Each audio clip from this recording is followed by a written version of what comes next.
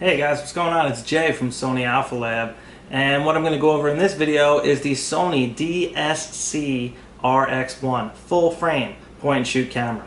It's got a Zeiss f2.0 lens on, unbelievably powerful, and I finally got my hands on one, so I'm going to go over it with you. I'm going to check out the menu system, give you close-ups of all the ins and outs, what you need to see, show you the quality. So stay tuned for this video, and it's going to accompany the full review as you will see below the video. So make sure you click on that as well for more detailed information and more sample photos, 100% crops, things like that. Guys, so here is the RX1 full frame, and what I wanted to show you first was this lens cap. Check this lens cap out. Let's get a close look at this thing. It's incredibly high quality. I know you might think this is crazy for spending time on this, but it's all metal. 49 millimeter. It's got a lot of thread, like right here, a lot of thread surface area. So when you put it on your lens, it really grabs onto the threaded area nicely, so it doesn't fall off accidentally. So I wanted to show you that. I have beef with crappy lens caps. They fall off all the time in your camera bag. It's such a pain in the butt. But this is actually an incredibly good one, so it deserves some props. All right, nice job, Sony. So here's the RX1, another pretty fascinating piece of technology. It's a full frame point and shoot with top quality optics on there, Zeiss optics, 24 megapixel sensor, CMOS sensor. It has 14-bit RAW capability, which is impressive. And it's got the full manual dials on here, which is nice, very professional. Lots of custom buttons. It's got a button up here. It's got this 4-way dial here, spins, but each one of these is a button, and you can custom program those. It's got a dial here, lens aperture, that you can turn. And then you can also turn this ring to turn the camera into macro mode. See that, 0.2, 0.35, and then this is the focus ring. If you look at the top of the camera when I do that, it actually just moves the lens out. But that's a pretty cool feature, and it's all built into the lens. It's also got the hot shoe here. There's the multi-port, and then here's the flash. Very well engineered. It's got, it just feels nice and secure, clicks in securely. And these knobs vary in tension. This one here turns real easy. A little harder to see that one, but it turns very easy. This one's a little bit harder, and then this knob on top actually requires 2 fingers to turn. Takes a lot of effort, but that's the mode dial, so that's fine. Alright, so one other thing I wanted to go over with the RX1 is the quality of the base here.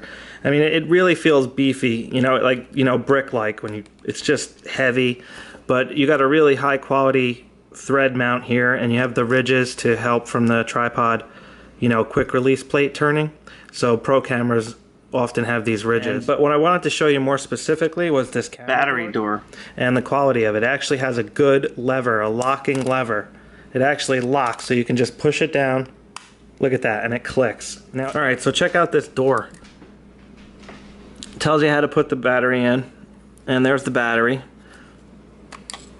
You can pop the battery out, pop the battery back in, and there's my memory card.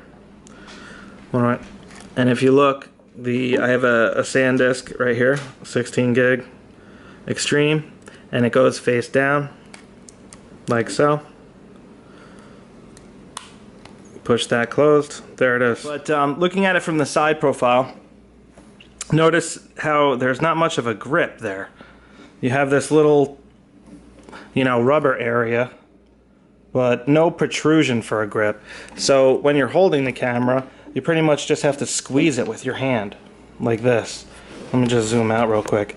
So you just have to squeeze it, and what happens is your finger ends up going underneath it, like that, to support the weight of the camera.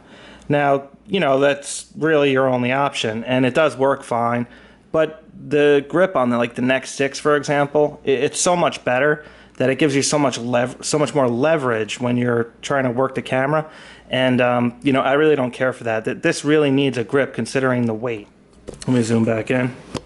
It does have this thumb protrusion here, which obviously helps drastically. And there's also an accessory that you can buy that uses the hot shoe, and it goes around. It just basically gives you a better thumb spot. you know, which would give you more leverage to hold it. The image quality is incredible, so the price of $2,800 I could understand, except, you know, the ergonomics of it, it's a little bit too hard to hold, in my opinion. You know, it's just not. I mean, the quality is there, but I don't know. It kind of needs a grip, and the screen. It's a 3-inch super high quality screen. Let me turn this on real quick and show you. And it's like when you turn it, it looks like live. I mean, it's so high resolution and there's zero lag. So when you look at it, it almost has a creepy look because it looks like real life when you're looking through it. Yeah, but the one thing about the screen that I don't care for is it doesn't articulate. It has no articulation whatsoever, you know, so it's just fixed. Now, you know, it does make the camera a little bit more rigid, I suppose, as a whole. But that articulating screen is so nice for holding the camera low and holding it high. Now, in my opinion, for you know, $2,800, as nice as this is and as well made as it is, I mean, the engineering is fantastic. The tolerances are great.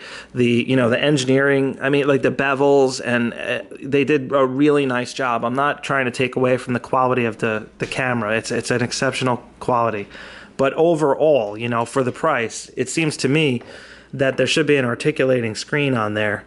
And I also think there should be an accessory for a grip or a default grip built in.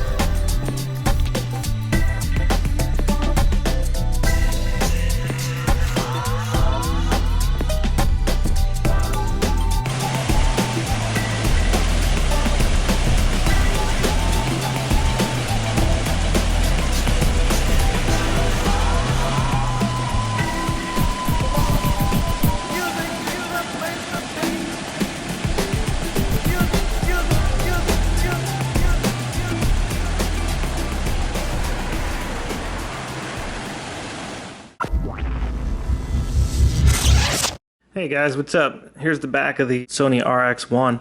Lots of information on it. And you can actually hit this display button on the right to change it. See that? That's the gyroscope. So you can actually turn the camera different ways. Make sure you have it, you know, level. There's a histogram view. And here's all the information. I like to have all the information on most of the time. Also, what I wanted to show you was this function button. If you hit the function button, it'll bring you into this area, and you can pretty much access almost all the common features you would need in here. So, and that's just one click right here, function. Then there's also a button up here on the top. Whoops, let me just get the strap out of the way here. Labeled C, and if you press that, that brings up the ISO. Here in auto, all you have to do is hit the right arrow, and then you can adjust your minimum and maximum. See that? So I can now adjust by turning the dial or whatever. I can raise my maximum to 25,000 and raise my minimum if I wanted, you know, depending on the situation. Very powerful, and you know, these are the types of features you get with a pro grade camera like this. I wish these features were available on all the Sony cameras because, you know, it is clearly just software. But, you know, I mean, they have to give you something to want the Pro model. I mean, you know, you got to want the Pro model. So, and they got to give you something for the Pro model. So I guess I can understand why they do it. But anyway, moving on. If I hit the menu button, this is the Pro menu interface. And this is really nice. Basically, what you have here is, it's like in a file organization, and all you got to do, it's in different categories, and all you got to do is scroll to the right. You can actually turn this dial up here to scroll to the right, or you can turn the wheel down here, either or. This one here is pretty easy though. And I'm going to show you the settings that I have set currently. Right now I have the aspect ratio to 3:2, quality at RAW. You can obviously change that to JPEG. JPEG is the default. AF illuminator I have turned to auto. All this stuff I have turned off. Color space I have set to Adobe RGB. That's only because I'm using Lightroom and it is a larger color space, so it will recognize that if I shoot JPEG mode. Adobe RAW, it doesn't matter, but that's just my personal preference. For most cases, you're going to want to use sRGB for this setting, because sRGB you can just upload right to the internet. Adobe RGB you cannot. You have to convert that to sRGB before you upload it to the internet. So you might not want to use that setting. File format, right now I have it set to the highest quality pretty much, 60p, 28 meg, AVC HD. So I recorded some video and we'll see how it turns out. Steady shot I got turned on, and all this other stuff, default, I have turned on. Over here, red eye reduction I have turned off, grid line off. The grid line I do like. I usually have that set to rule of thirds. I actually don't have it turned on right now, but I just enabled it. So let me keep going here. Display button. The display button is when you go back to the main menu. Remember how I showed you in the beginning when you hit this display button? Well, you can manipulate how this displays, how many you have and what each one does. That's what that is. Just going to go back to the menu. Display monitor, that's what that is. Peaking level, I have that turned off. You're going to want to turn that on if you're using manual focus, because that helps drastically to show you where the sharpness is in the scene. So I haven't actually played with that yet on this camera, so it's still turned off, but I'll turn it on to low. And my preferred color these days is yellow. I used to use red mostly, but yellow seems to work better for my shooting style, I guess. Manual focus assist, I have that turned on. That's just a feature that when you're using manual focus, when you actually touch the manual focus ring, it'll zoom in and it'll give you a better idea of where your focus is at in a huge zoomed preview. Very helpful, and I recommend having that on. You want that live view display setting effect on. That basically means that if you're using a special feature like a creative shooting mode or something like that, or you have the exposure comp low or high, it'll actually show you what the image is going to look like when you take the picture. That's what the setting effect on is. Now when would you want to turn that off, you might ask? Well, if you're using manual mode, or if you're in a studio environment where it's really dark, you're going to want that probably off. Manual mode settings are most likely going to make the scene render pitch black, so you're going to want to turn that live view display setting off, and then the camera will actually render the scene as you see it with your human eye, so you can see what you're doing basically in the dark. And that's very important if you're using studio lights, because a lot of times you're in manual mode with a fast shutter speed. I'm just going to go to the right here. All these options here you can actually control. Like I said earlier, how each one of these buttons on the navigation pad here, you have a left, down, and a right, and then default settings. You can actually change the left button. Right now it's set to nothing, but I like to have it set to the shoot mode, because that's what it's set to on my Nex 6. Drive mode. Alright, so now if I actually hit this left button here on the directional pad, now it goes to drive mode, see that? And I can actually change it. And the bottom, see how the bottom isn't doing anything? That's because nothing's programmed to it when I press it. Same with the right. So if I go back to the menu, and now I can actually set that, see that? Here's the right button. So I can set the right button to whatever I want. I'm going to set it to quality, because I have to change the camera to JPEG often in order to use the creative features. So I like to be able to quickly change the quality. Down, I'm just going to leave that set to nothing for now. Movie button, you can turn that on and off. Nice feature. Alright, so moving on to this area, we have exposure comp setting for the flash, and then we have bracket order, and then we have lens compensation defaults and stuff like that. You can actually compensate for the distortion if you want of the lens, because it's a 35mm on a full frame, so there is going to be some distortion there. I'm going to actually turn that to auto. Face priority tracking, I have that on. Check out what face priority tracking does. Watch this.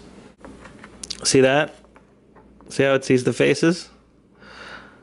That's what face priority tracking does. And it'll prioritize the focus and the exposure on that. So you're going to want that feature on most of the time. Not necessarily all the time. Let me go back to the menu here. What that is, and then you can actually register faces. Like you can take a picture of your kid, register it, and then you can prioritize that face for focus. So if there's like a bunch of kids playing, it'll like track the focus on your kid and like not necessarily care so much about the other kids. Really cool. and it's very powerful. A lot of the Sony cameras have these features, so make sure you turn them on. Going back into the playback menu area, this is basically how you're going to set up your slideshow and things like that. If you're hooking this up to a TV, or if you're just going to hook it directly to a printer, stuff like that. That's pretty much all it is. It's features in regards to that. Picture effect. This is how you can actually apply this effect to an image after you've already taken the photo. That's what this area is about. Format, I use that a lot. This is your memory card area. Here's your date and time setup. I already have mine set up, but you can pick your area and fine tune that. And then here's your like toolbox area, and you can control, you know, when you hit the menu button where it goes. I have it set to previous, so it's going to go where I was last, but you can have that set to, you know, go to a certain spot every time. And there's other options similar to that in here. I have it set to default. LCD quality, I would recommend having that on high for sure. And you can, you know, play with the power saving options if you want to try to get more memory or more minutes out of your battery rather. Moving on over here, we got USB options, then version, language, things like that, and then of course initialize. So that's pretty much it for the menus. And like I said, when you hit the function button here, that'll give you access to all these options, and you can turn all sorts of things on and off in there. Smile, face detect, autofocus area you can change, flash mode, drive mode, ISO. Like all those options are in here just by hitting that function button. Dynamic range, very, very cool. Picture effect, things like that. Because I'm in RAW right now, that's why this picture effect option is grayed out. But you can change that if you just switch to JPEG mode. So if I actually hit my right button, I set that to quality, I can go to JPEG fine. And notice it's already in a creative mode actually. So let me just hit the function button, and I can click the middle button here on the dial, and I can change my effect. If you scroll through here, go to black and white, partial green, retro. It gives you a preview of what your image is going to look like. Illustration mode's pretty cool. That doesn't give you a preview because it has to render it. It takes a little while, but it's a cool feature. Check this out. Hit the play button, and then you can just zoom in by hitting this AEL button. And then you can use the scroll wheel to zoom out. Pretty cool effect, right? But anyway, that is the Sony RX1, and that is the menu system, and that's the, you know, basic operation of the camera. If you guys have any questions, please feel free to ask. Be sure to check out Sony Alpha Lab for the full review, and I will catch up with you. Take care.